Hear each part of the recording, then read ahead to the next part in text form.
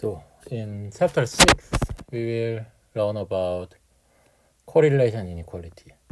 So let's consider the following example.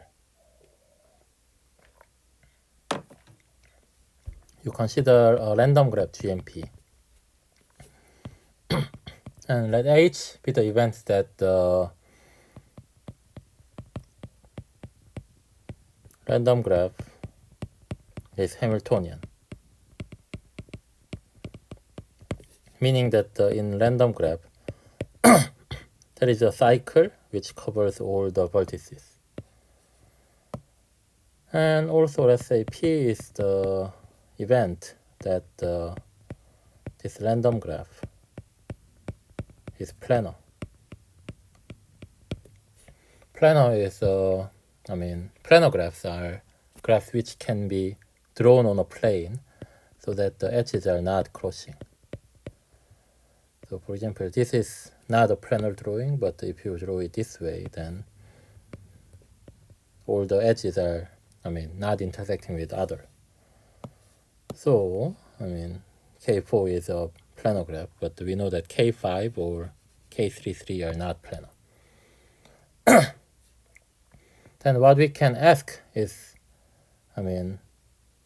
what about the probability that when we know H, when we condition on the events that the random graph is Hamiltonian, can we say anything about the probability that it becomes planar compared to the original probability of it being planar? So if you think about it, intuition-wise, H is, the graph is Hamiltonian, generally suggests that it has many edges. And the graph is planar when it has generally a few edges. So assuming H, it means that we have many edges. So the events that it's become planar, our intuition is that must be smaller than or equal to the original probability of the random graph being planar. In other words, our intuition says that the probability of a graph being planar and Hamiltonian must be, somehow these two events must be negatively correlated, so that the event of both happen must be, smaller than or equal to of the product of the two events probability. So what we want to do here is to make this intuition more rigorous. So that's what we want. For that, we need to make our intuition rigorous. We said that this suggests more edges and this suggests less edges, but that's not a rigorous term. So we make this notion rigorous. So first, what is this property? So here, being Hamiltonian or being planar are property. And what is property is just nothing but a collection of graphs. So when P is a property, graph property, we say that the G satisfies P if G belongs to this graph collection. And we said that it doesn't satisfy P if it does not belong to that collection. And we say that a graph property P is monotonically increasing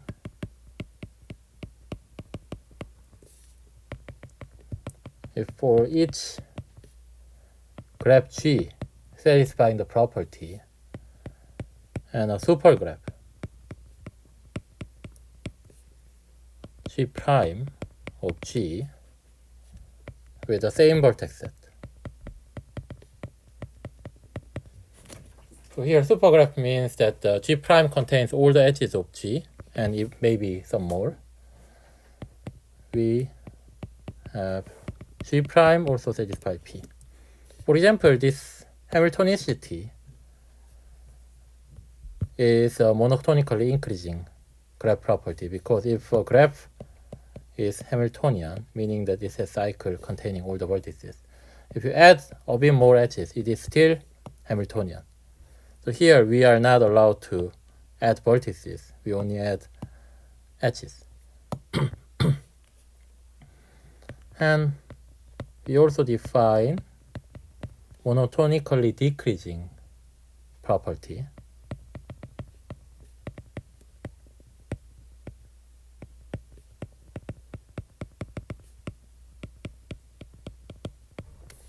If we have a graph in here, then a subgraph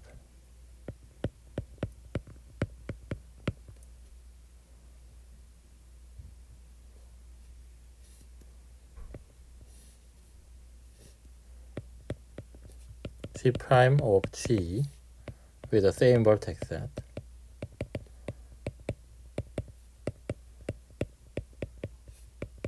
we know its subgraph also satisfies the property.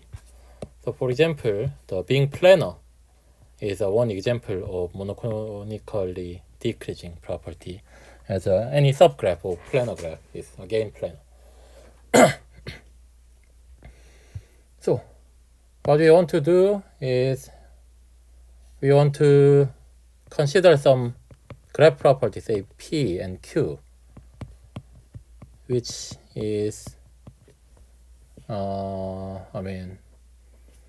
so we consider the n vertex graph. N vertex graph can be identified with this. So every pair we designate whether there is an edge or not. So we have these two graph property, whether either one is monotonically increasing or monotonically decreasing. We want to compare the probability of this G and P satisfy both, and probability that it satisfy one multiplied with the probability that it satisfy the other. We want to compare these two. Compare these two quantity, and then want to be able to say which one is big, which one is at least the other. So how we want to do is we want to prove something called four function theorem, which is quite general. And we want to deduce the theorem which is called the FKG inequality. And this FKG inequality will imply what we want. So for that, so let's see that this is actually same with, you can rewrite this in this way, where this mu of G is like atomic probability of getting specific graph G, which is a measure of this one element. If you write it this way, then if you consider the probability, you can actually rewrite this probability in the following way.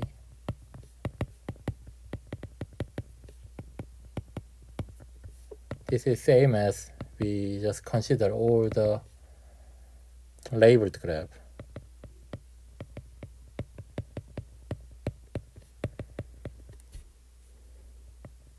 You consider the indicator function of this P, and you take the mu G and you sum.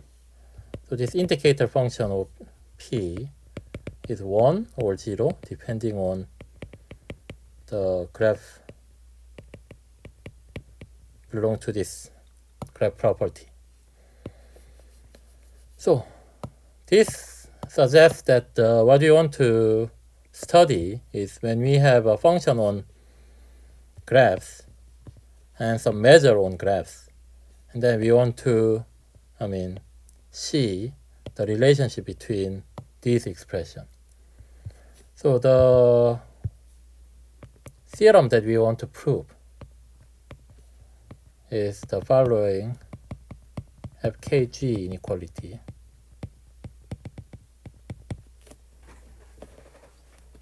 Here the FKG comes from the initial of the people who proved this.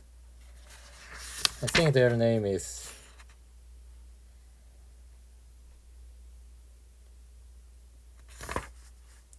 anyway, the name is not so important. You can look it up later on the book.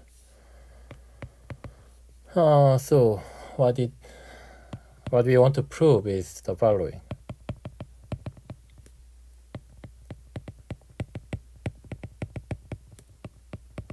So we will define this terminology later, but when L is something called finite distributive lattice, and let mu be it will be the measure later, but any log super modular function, which also we will define later. Then for any two increasing function f and g, so we will also define what increasing function means later, but we want to prove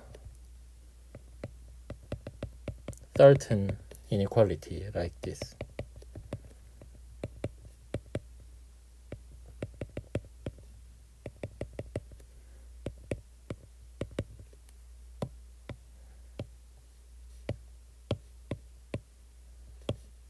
Give me a moment.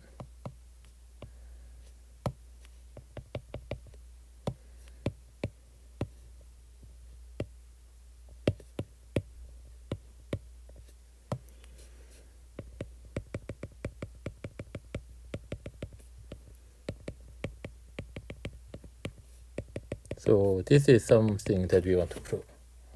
Here, later at the application, what we will do is we will let f be the indicator function of P and G be the indicator function of Q. Then what does this become? F times Q becomes indicator function on P and Q, and this is indicator function on P, indicator function on Q. With this, and we let the mu be the correct measure that we want, then this actually becomes the probability of this random graph satisfy P, and this becomes the probability that random graph satisfy Q, and this becomes the probability that random graph satisfy P and Q at the same time. And in order to do that, we need to define what increasing function means on this finite distributive lattice, and we need to define what log super modular functions are. Anyway, this is our purpose. For this purpose, we want to first prove a more general theorem, which is called the four function theorem. For that, here, so what we have done is we identify the graphs with this 0-1 sequence, moreover set of subsets. So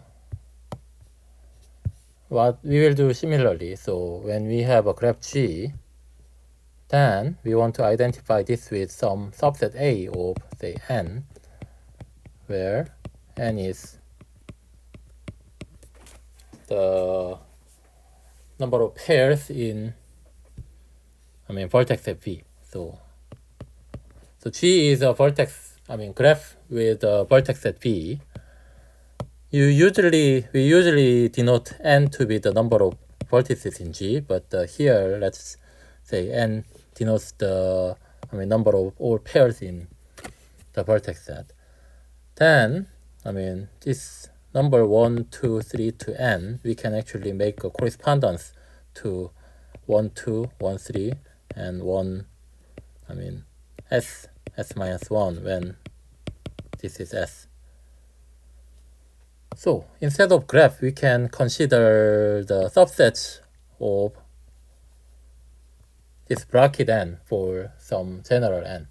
And there, if you prove certain theorem there, then which also can translate into this G. So we will focus on the subsets of bracket n first. So we want to prove the four function theorem. And let me introduce the theorem.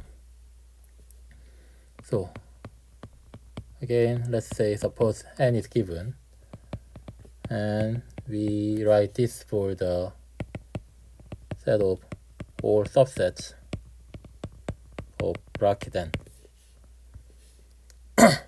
And let's define something. For a function phi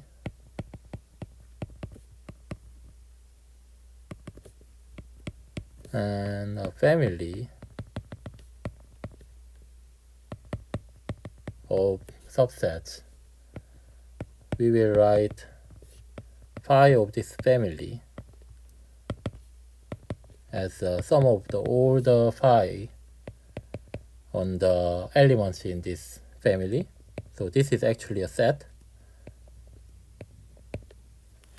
So this is how we write.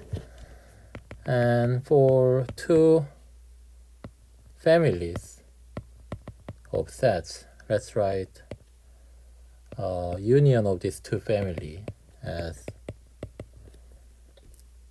the sets, collection of sets which are obtained from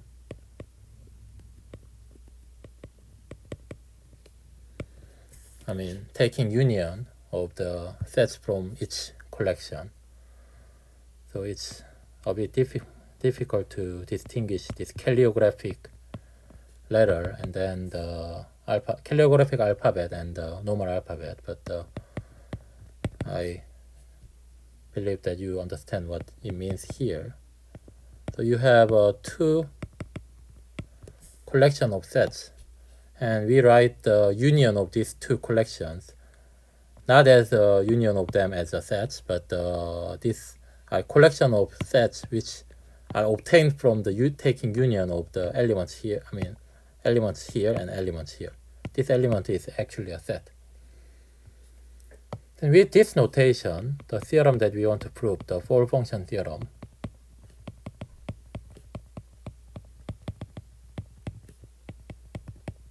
is the following. Just like the name, when you have four functions defined on the subsets of bracket n,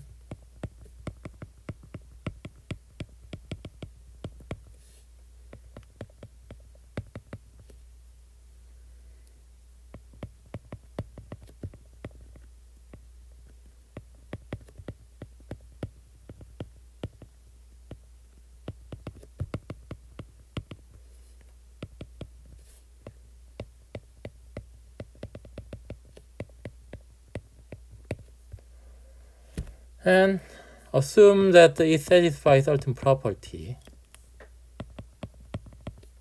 for every two subsets A and B. We have the following, that alpha of A and beta of B is almost gamma of A union B and delta of A intersection B. Then what we know is for any two families of subsets,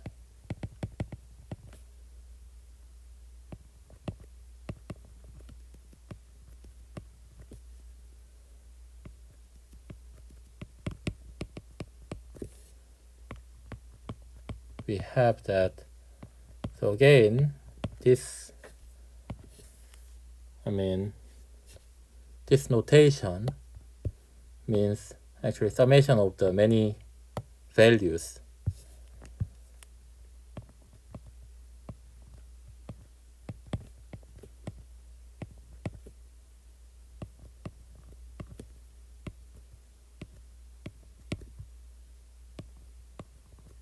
So this inequality holds.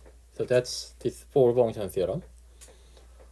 So this is what we will prove next time, and then from here we will derive the FKG inequality, and then using that we prove what we want to prove in the graph property. So that's what we'll do next time.